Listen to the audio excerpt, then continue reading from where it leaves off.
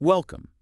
If you're trying to make sense of complex global events quickly, you're in the right place. Today, we're doing a deep dive into the really worrying escalation between India and Pakistan. That's right. Things have moved incredibly fast. We're looking at the latest reports, the analysis, trying to piece together what's happening right now. And our goal here is pretty simple. Cut through the noise, give you the core information, the context you really need to grasp this crisis. Exactly. Focus on the triggers, the responses, where things might be heading. Okay, so let's start with the spark. That terrible terrorist attack, April 22nd, Pahalgam, India-administered Kashmir. Yeah, a horrific event. 26 Hindu tourists killed. That really set things in motion. And India's response. Almost immediate accusation. They pointed directly at Pakistan-backed extremists. And did they name anyone? They did. Identified two suspects, claiming they were Pakistani citizens. Very specific allegations. So Pakistan's take on this must have been strong. Oh, absolutely. A flat denial of any involvement. And they didn't just deny it, did they? Yeah. No, they went further. They're demanding an independent international investigation into the attack itself. Right, setting up a clear diplomatic standoff from the get-go. Precisely. So beyond the words, the accusations, things moved towards military action, didn't they? They did. India reacted on the ground quite visibly, shut down over half the tourist sites in Kashmir, significantly ramped up security. And the border, the line of control. Still active. Continued cross-border firing reported along the Loch Sea. That's the de facto border there. Always a flashpoint.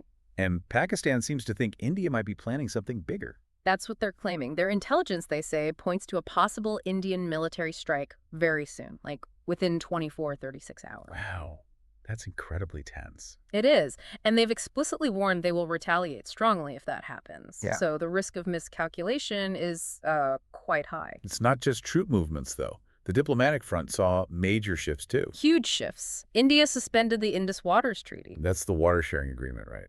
Crucial for both countries. Absolutely critical. Been in place for decades. Suspending it is a massive step. Goes way beyond just symbolism. Impacts agriculture, water access, potentially millions. And Pakistan's diplomatic response. Tit for tat. They closed their airspace to all Indian flights. Okay.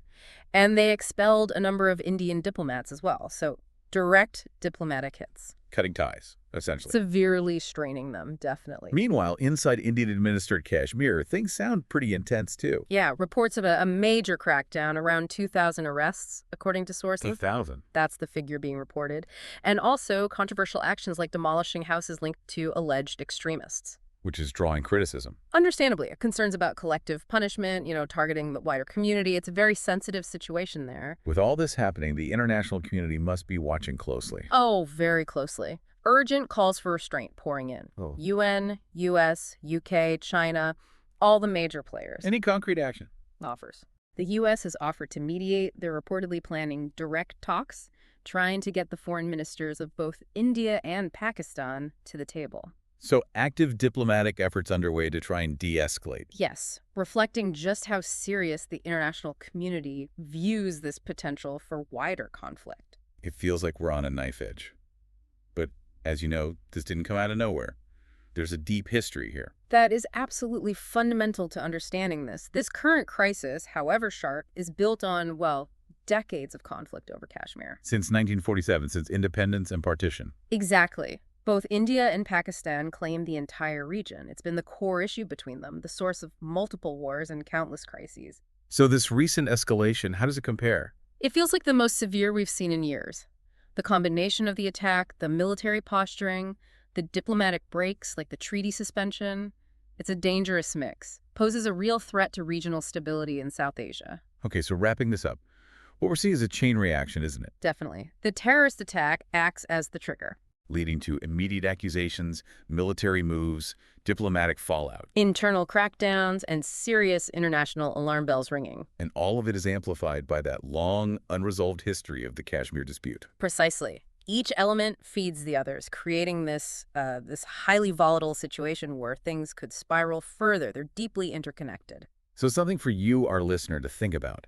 How does that 70-plus year history actually change the dynamic? How does it turn an awful event like that attack into something that threatens regional war? And maybe also consider the challenge for outsiders, for international mediation, when dealing with conflicts that have such deep roots, such powerful national narratives tied up in them. It's incredibly complex terrain.